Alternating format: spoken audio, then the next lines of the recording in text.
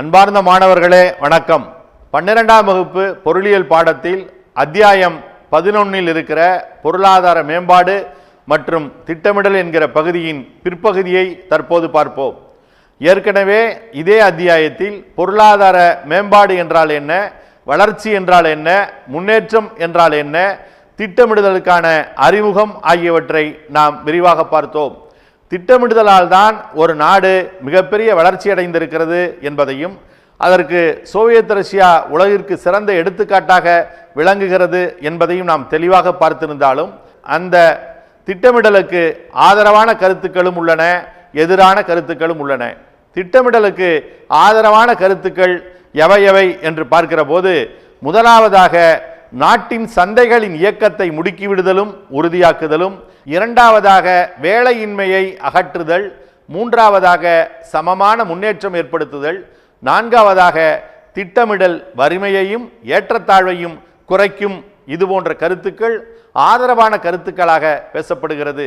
முதலாவதாக இருக்கிற நாட்டின் சந்தைகளின் இயக்கத்தை முடுக்கிவிடுதலும் உறுதியாக்குதலும் என்பது குறித்து விரிவாக நாம் பரிசீலிக்கும் போது நாம் அறிய வருகிற கருத்துக்களாக எதை முன்வைக்கிறோம் என்று சொன்னால், இன்றைக்கு பின்தங்கிய நாடுகளிலே இருக்கிற சந்தை சக்திகள் சரிவர இயங்காமல் இருப்பதற்கு காரணம் மிக முக்கியமாக அந்த நாடுகளுடைய அறியாமைதான். பின்தங்கிய நாடுகளில் பணமாற்றமும் பண பரிமாற்றமும் நடைபெறுகிறது. பொருட்கள், உற்பத்தி காரணிகள், பணம் மற்றும் மூலதன அங்காடிகள் இவற்றில்தான் ஒழுங்கான அமைப்பு முறை என்பது அமைக்கப்படவே இல்லை. எனவே திட்டமிட்ட பொருளாதாரமே அங்காடி பொருளாதாரத்திற்கு சிறந்த மாற்றாக கருதப்படுகிறது. எனவே இந்த கருத்தானது திட்டமிடல் தேவை என்பதற்கான வலுவான கருத்தாக பேசப்படுகிறது. இரண்டாவதாக வேலையின்மையை அகற்றுதல். பின்தங்கிய நாடுகளில் மூலதனம் என்பது குறைவாக இருக்கிறது. அதே நேரத்தில் தொழிலாளர்களுடைய எண்ணிக்கை என்பது மிக அதிகமாக இருக்கிறது. எனவே அதிகரித்து வரும் தொழிலாளர்கள், உற்பத்தி குறைவு, மூலதன குறைவு இவற்றுக்கிடையே வேலைவாய்ப்பை உருவாக்குவது என்பதே பின்தங்கிய நாடுகளுக்கு மிகப்பெரிய சவாலாக இருக்கிறது. எனவே பின்தங்கிய நாடுகளில் வேலையின்மையை போக்க வேண்டுமென்றாலும், மறைமுக வேலையின்மையை நீக்க வேண்டுமென்றாலும் அதற்கு திட்டமிடுதல் மிக அவசியமாகிறது. மூன்றாவதாக சமமான முன்னேற்றத்தை ஏற்படுத்துதல் குறித்து நாம் விவாதித்தோம் என்று சொன்னால், பொருளாதாரத்தின் பல துறை சார்ந்த நடவடிக்கைகளை மேற்கொள்ள ஒரு பெரிய நிறுவனம் இருக்க வேண்டும். ஆனால் பின்தங்கிய நாடுகளில் அப்படிப்பட்ட நிறுவனங்கள் இல்லாத சூழ்நிலையில் திட்டக்குழுவால் மட்டுமே சரிசமமான முன்னேற்றத்தை ஏற்படுத்த முடியும். பின்தங்கிய நாடுகளில் வேளாண்மை, தொழில், சமூக கட்டமைப்பு, உள்நாட்டு மற்றும் பன்னாட்டு வணிகம் ஆகிய துறைகளின் முன்னேற்றம் நாட்டின் பொருளாதார முன்னேற்றம் மிக வேகமாக நடைபெறுவதற்கு தேவைப்படுகிறது. அதை போலவே வேளாண் துறையும் தொழில்துறையும் இணைந்து பங்காற்ற வேண்டிய தேவை என்பது பின்தங்கிய நாடுகளுடைய பொருளாதார முன்னேற்றத்துக்கு மிக அடிப்படையான ஒன்று. வேளாண் துறையில் இருக்கிற உபரி தொழிலாளர்களை தொழில்துறை என்பது ஈர்த்து கொள்ளும்.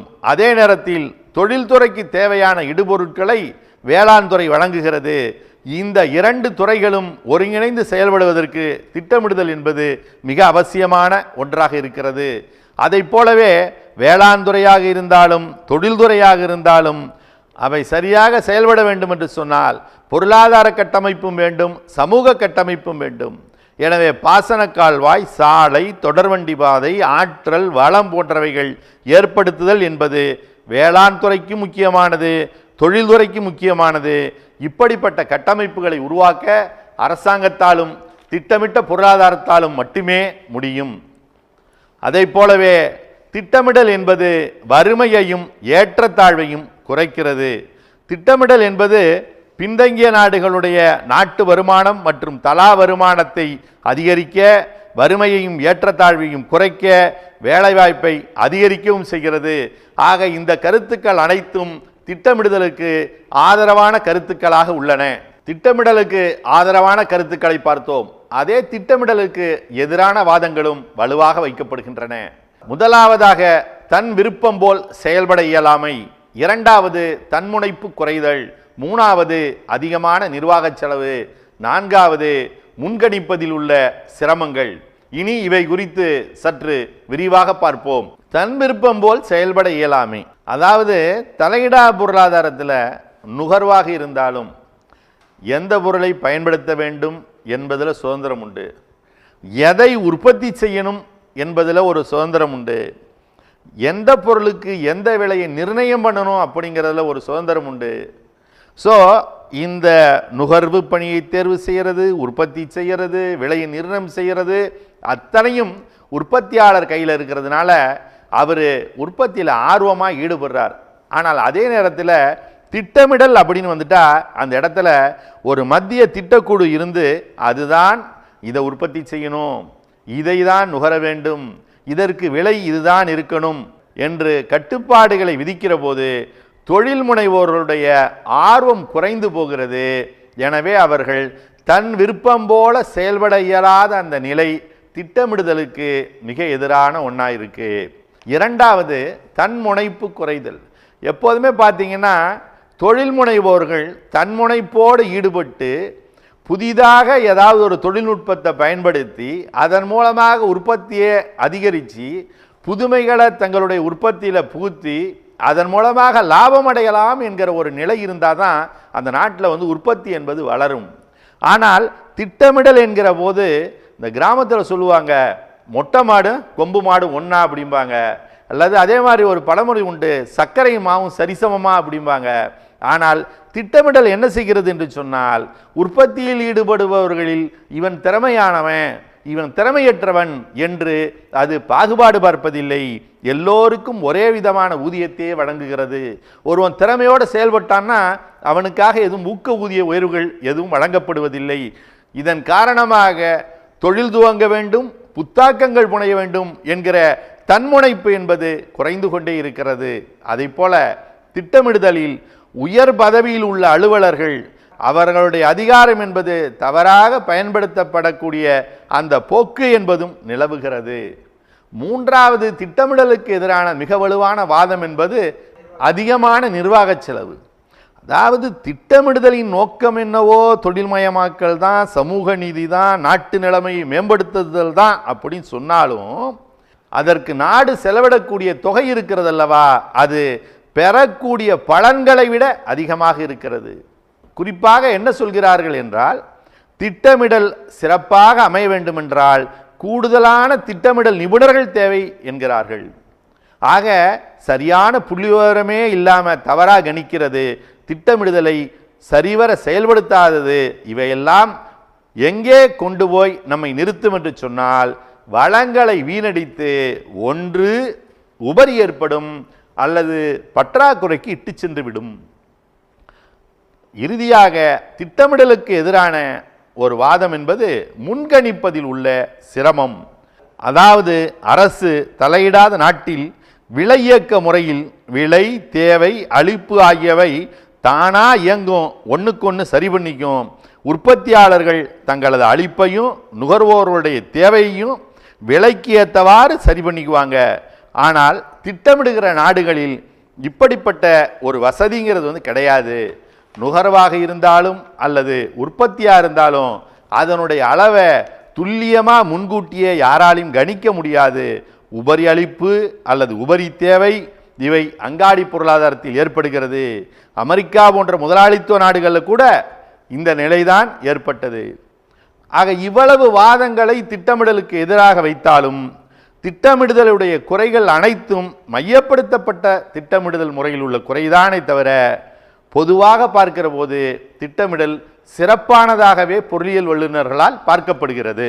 அடுத்தது, திட்டமிடுதலில் என்னவெல்லாம் வகைகள் இருக்கிறது என்று பார்த்தோம்னு சொன்னால், ஒன்று மக்களாட்சி மற்றும் சர்வாதிகார திட்டம், மற்றொன்று வழிகாட்டுதல் படி திட்டமிடுதல் மற்றும் தூண்டும் திட்டமிடுதல்.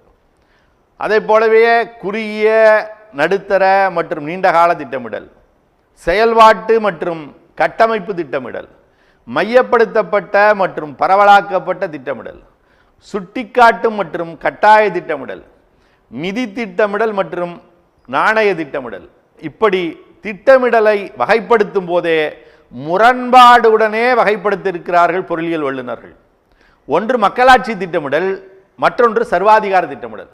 மக்களாட்சி திட்டமிடல் என்று சொன்னால் அனைத்து நிலைகளிலும் திட்டமிடுதலை உருவாக்குவதிலிருந்து திட்டமிடுதலை செயல்படுத்துவதிலிருந்து அனைத்திலும் மக்கள் பங்கு பெறுவது மக்களாட்சி திட்டமிடல்.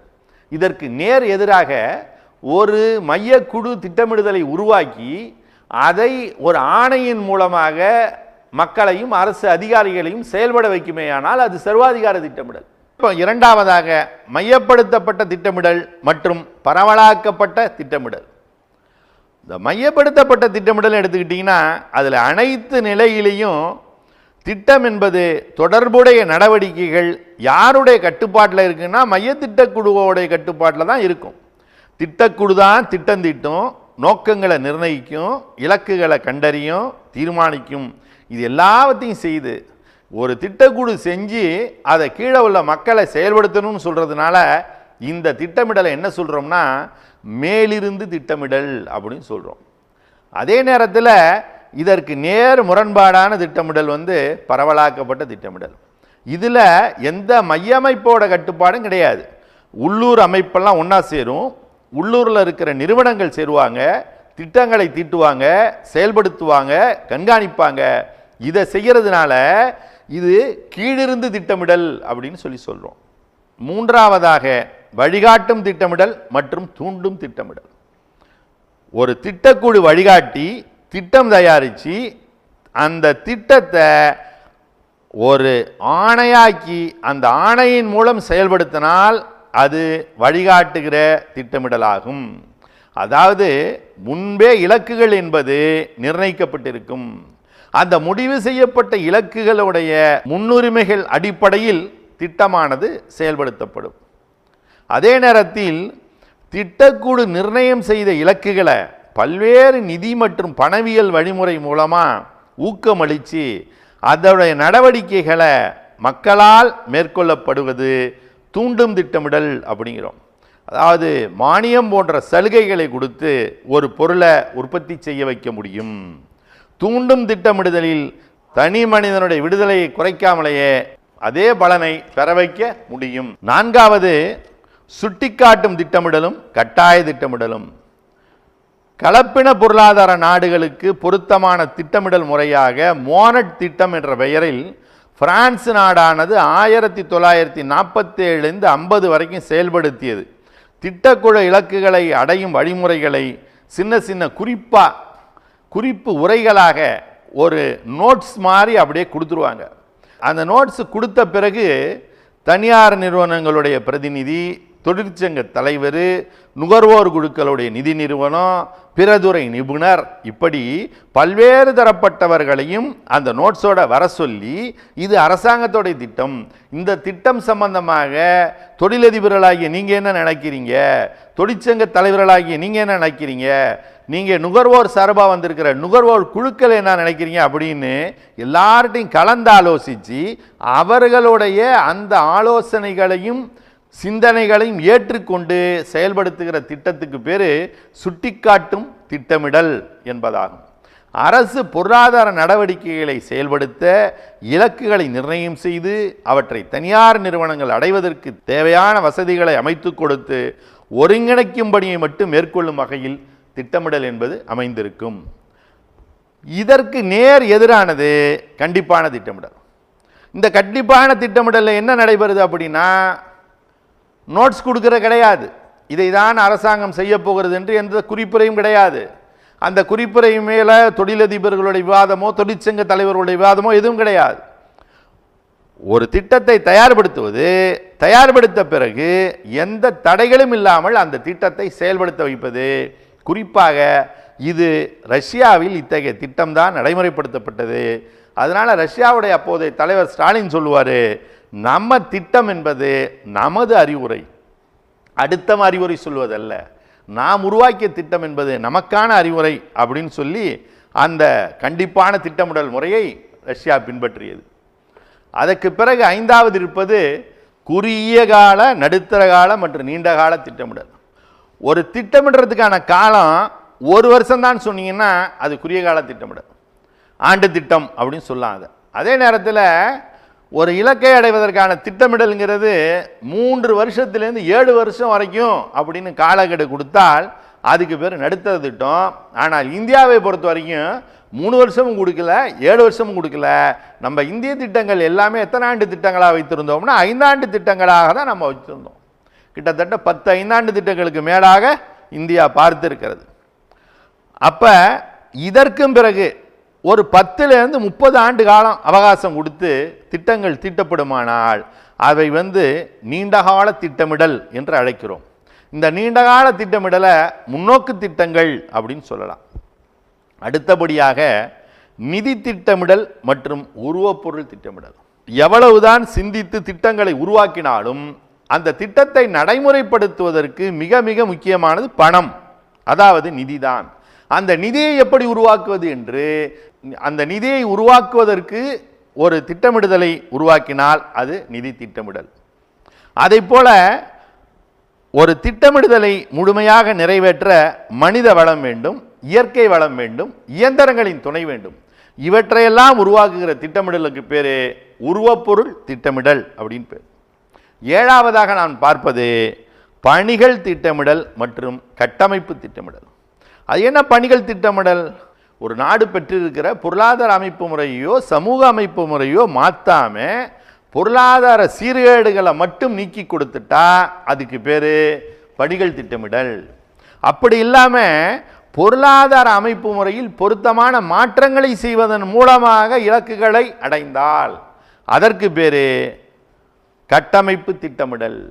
உதாரணமாக கலப்பு பொருளாதாரத்தில் இருந்த இந்திய நாடு எல்பிஜி லிபரலைசேஷன், பிரைவேடைசேஷன், குளோபலைசேஷன் என சொல்லப்படுகிற உலக பொருளாதாரமாக மாற்றி நடைமுறைப்படுத்தப்பட்டதை ஒரு கட்டமைப்பு திட்டத்திற்கான ஒரு உதாரணமாக கொள்ளலாம். இறுதியான திட்டமிடல் என்பது விரிவான மற்றும் பகுதி திட்டமிடல். இதோடைய பெயரிலே விளக்கம் அமைஞ்சிட்டு பெருசா விவரிக்க தேவையில்லை. விரிவான திட்டமிடல் ஒரு நாட்டுடைய அனைத்து பிரச்சனைகளுக்கும் பொருளாதார பிரச்சனைகளுக்கும் தீர்வு கண்டுபிடிச்சா விரிவான திட்டமிடல். அந்த நாட்டில் இருக்கிற ஒரு மாநிலத்தை மட்டும் அல்லது அந்த மாநிலத்துக்குள் இருக்கிற சில மாவட்டங்களை மட்டும் எடுத்துக்கொண்டு அந்த மாநிலம் அல்ல அந்த மாவட்டத்துடைய பொருளாதார பிரச்சனைகளுக்கு மாத்திரம் திட்டம் வகுத்தால் அதற்கு பேரு பகுதி திட்டமிடல். ஆக திட்டமிடலின் வகைகளாக மக்களாட்சி மற்றும் சர்வாதிகார திட்டமிடல், மையப்படுத்தப்பட்ட மற்றும் பரவலாக்கப்பட்ட திட்டமிடல், வழிகாட்டுதல் படி திட்டமிடல் மற்றும் தூண்டும் திட்டமிடல், சுட்டிக்காட்டு மற்றும் கட்டாய திட்டமிடல், குறுகிய நடுத்தர மற்றும் நீண்டகால திட்டமிடல், நிதி திட்டமிடல் மற்றும் நாணய திட்டமிடல், செயல்பாட்டு மற்றும் கட்டமைப்பு திட்டமிடல், பொது மற்றும் பகுதி திட்டமிடல் என திட்டமிடலின் வகைகள் பிரிக்கப்படுகிறது. இந்த பாடப்பகுதியில் நாம் இறுதியாக பார்க்க இருப்பது நிதி ஆயோக், அதாவது மாறும் இந்தியாவிற்கான தேசிய நிறுவனம், national institute for transforming India. அதாவது இவ்வளவு நேரம் நாம் பேசி வந்த திட்டக்குழு என்பதற்கு மாற்றாக தற்போதைய மத்திய அரசாங்கத்தால் உருவாக்கப்பட்டதுதான் இந்த நிதி ஆயோக் என்பது. நிதி ஆயோக் சிறந்த நிர்வாகமாக 7 தூண்களுடைய அடிப்படையில் அமைக்கப்பட்டிருக்கிறது.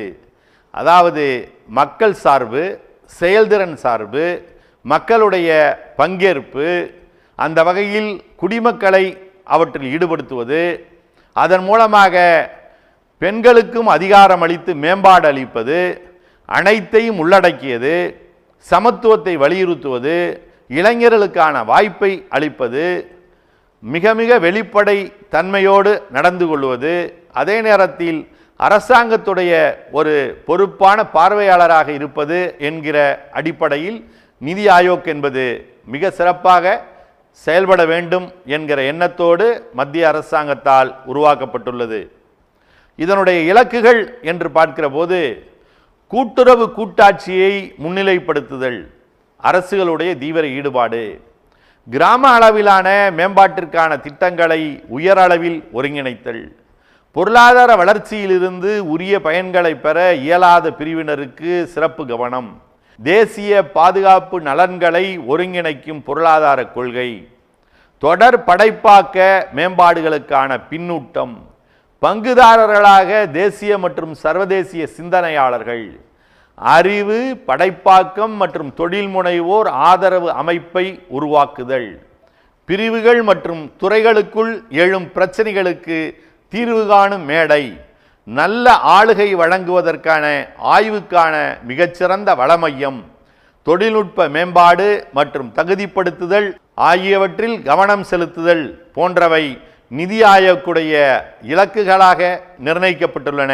இது குறித்து சற்று விரிவாக பார்ப்போம்.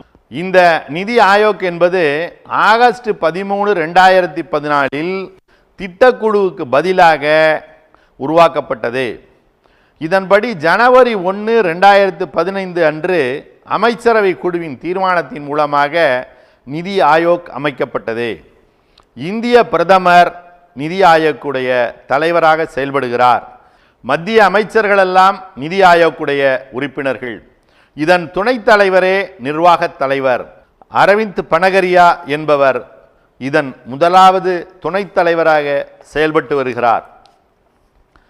இந்த நிதி ஆயோக்குடைய பணிகள் என்று பார்க்கிற போது கூட்டுறவு மற்றும் போட்டி அடிப்படையிலான கூட்டாட்சி, அதாவது மாநிலங்கள் நாட்டின் கொள்கைகளை வடிவமைப்பதில் துடிப்புடன் பங்கெடுக்க தேவையானவற்றை செய்வது. இரண்டாவது, நாட்டின் நிகழ்வுகளில் மாநிலங்களை பங்கெடுக்க வைத்தல். அதாவது நாட்டுடைய முன்னேற்றத்துக்கான முன்னுரிமை எதா இருந்தாலும் அதில் இருக்கிற அத்தனை மாநிலங்களையும் இணைத்து செயல்படுவது. மூன்றாவதாக, திட்டமிடல் என்பதை பரவலாக்குவது. அதாவது அந்த திட்டமிடுகிற நடைமுறையை மேலிருந்து கீழ் என்று இல்லாமல் கீழிருந்து மேல் என்கிற முறையில் ஒரு பரவலாக்கப்பட்ட திட்டமாக மாற்றுவது. அதே போல தொலைநோக்கு மற்றும் காட்சி திட்டமிடல், நாட்டோட எதிர்காலத்தை கவனத்தில் கொண்டு இடைக்கால திட்டமிடல் மற்றும் நீண்டகால தொலைநோக்கு கட்டமைப்புகளை வடிவமைக்கிறது. ஐந்தாவதாக, அரசுடைய கொள்கைகளை வடிவமைக்க, திட்டங்களை செயல்படுத்த அரசாங்கத்தில் பங்கு பெறாத வெளியில் உள்ள அந்த அறிவு படைத்த நல்ல நிபுணர்களை எல்லாம் ஒன்றிணைத்து திட்டத்தை உருவாக்க பயன்படுத்தி கொள்ளுதல். அடுத்தபடியாக, அரசு பல படிநிலைகளை பணியாற்றுபவர்களை, குறிப்பாக பல துறைகள் ஒன்றிணைந்து செயல்படும் இடங்களில் எல்லாம் ஏற்படும் பிரச்சனைகளை களைய தொடர்பு கொள்ளணும், ஒருங்கிணைக்கணும், கைகோர்க்க வேண்டும். இந்த கூட்டணிவின் மூலமாக உகந்த பணியை செய்வதாக நிதி ஆயோக் என்பது செயல்பட வேண்டும். ஏழாவதாக, பிரச்சனைகள் சச்சரவுகளை தீர்த்து வைப்பது. அதாவது இன்றைக்கு அரசாங்க திட்டங்களை வேகமாக செயல்படுத்த வேண்டும் என்று சொன்னால் மாநில மைய அரசுகளுக்கிடையும் சச்சரவு இருக்கிறது, மாநில அரசுகளுக்கிடையும் சச்சரவுகள் இருக்கிறது. அதே போல ஒரு மாநிலத்திற்குள்ளும் கூட பிரச்சனைகள் இருக்கிறது. இப்படி மைய அரசுக்கும் மாநில அரசுக்கும், இரண்டு மாநில அரசுகளுக்கு இடையே அல்லது மாநில அரசுகளுக்குள்ளாகவே ஏற்படுகிற சச்சரவுகளுக்கு தீர்வு காண ஒரு தளத்தை அமைத்து கொடுப்பது. அதே போலவே வெளி உலக தொடர்பை ஒருங்கிணைக்கிற பணியையும் நிதி ஆயோக் செய்து வெளிநாட்டு நிபுணர்களுடைய ஆலோசனைகளை பெறுவது, பன்னாட்டு நிறுவனங்களிலிருந்து கிடைக்கும் நிதி வளத்தையும் நாட்டின் முன்னேற்றத்துக்கு பயன்படுத்துகிற வகையில் பெற்றுத்தருகிற ஒரு பொறுப்புடைய அலுவலகமாக நிதி ஆயோக் செயல்படும். அதே போல மற்றொரு பணி என்பது உள்நாட்டு ஆலோசனை வழங்குதல். கொள்கைகள் திட்டங்களை வகுக்க மாநில அரசுக்கும் மைய அரசுக்கும் நிதி ஆயோக் ஆலோசனை வழங்குகிறது. திறன் உருவாக்குவது, அரசு துறைகளில் திறனை வளர்க்க, தொழில்நுட்பத்தை மேம்படுத்த, உலக அளவில் தற்போது நடைமுறையில் உள்ள தர அளவுகோல்களை கொண்டு மேலாண்மை நுட்பங்கள் வழியாகும் திறன் உருவாக்கும் பணியை நிதி ஆயோக் செய்கிறது. இறுதியாக, ஒரு சிறந்த கண்காணிப்பாளராக நிதி ஆயோக் செயல்படுகிறது. அதாவது அடல் புத்தாக்க கொள்கை, ஆயுஷ்மான் பாரத் அணுகுமுறை ஆகியவை தண்ணீர் வளங்களை பாதுகாக்கும் விதமாகவும் இந்திய மருத்துவக் கழகத்திற்கு தேசிய மருத்துவ வாரியம் என பெயர் மாற்றம் செய்வதற்கும் நாடாளுமன்றத்தில் அறிக்கையை தாக்கல் செய்தது நிதி ஆயோக். நிதி ஆயோக் என்பது பொறுப்புணர்வையும் உருவாக்குகிறது, கூட்டாட்சி உணர்வையும் வளர்க்கிறது. ஆனால் இந்த நிதி ஆயோக் என்பது நடைமுறையில் வெற்றி பெறுகிறதா என்பதை பொறுத்திருந்துதான் பார்க்க வேண்டும். காலம்தான் அதற்கு பதில் சொல்ல வேண்டும். இந்த பாடப்பகுதியில் நீங்கள் முக்கியமாக கவனிக்க வேண்டியது, திட்டமிடலுக்கு ஆதரவான கருத்துக்கள் எவை எவை என்று பார்க்கிற போது, முதலாவதாக நாட்டின் சந்தைகளின் இயக்கத்தை முடுக்கிவிடுதலும் உறுதியாக்குதலும், இரண்டாவதாக வேலையின்மையை அகற்றுதல், மூன்றாவதாக சமமான முன்னேற்றம் ஏற்படுத்துதல், நான்காவதாக திட்டமிடல் வறுமையையும் ஏற்றத்தாழ்வையும் குறைக்கும். இது போன்ற கருத்துக்கள் ஆதரவான கருத்துக்களாக பேசப்படுகிறது. முதலாவதாக இருக்கிற நாட்டின் சந்தைகளின் இயக்கத்தை முடுக்கிவிடுதலும் உறுதியாக்குதலும் என்பது குறித்து விரிவாக நாம் பரிசீலிக்கும் போது நாம் அறிய வருகிற கருத்துக்களாக எதை முன்வைக்கிறோம் என்று சொன்னால், இன்றைக்கு பின்தங்கிய நாடுகளிலே இருக்கிற சந்தை சக்திகள் சரிவர இயங்காமல் இருப்பதற்கு காரணம் மிக முக்கியமாக அந்த நாடுகளுடைய அறியாமைதான். பின்தங்கிய நாடுகளில் பணமாற்றமும் பண பரிமாற்றமும் நடைபெறுகிறது. பொருட்கள், உற்பத்தி காரணிகள், பணம் மற்றும் மூலதன அங்காடிகள் இவற்றில்தான் ஒழுங்கான அமைப்பு முறை என்பது அமைக்கப்படவே இல்லை. எனவே திட்டமிட்ட பொருளாதாரமே அங்காடி பொருளாதாரத்திற்கு சிறந்த மாற்றாக கருதப்படுகிறது. எனவே இந்த கருத்தானது திட்டமிடல் தேவை என்பதற்கான வலுவான கருத்தாக பேசப்படுகிறது. இரண்டாவதாக வேலையின்மையை அகற்றுதல். பின்தங்கிய நாடுகளில் மூலதனம் என்பது குறைவாக இருக்கிறது.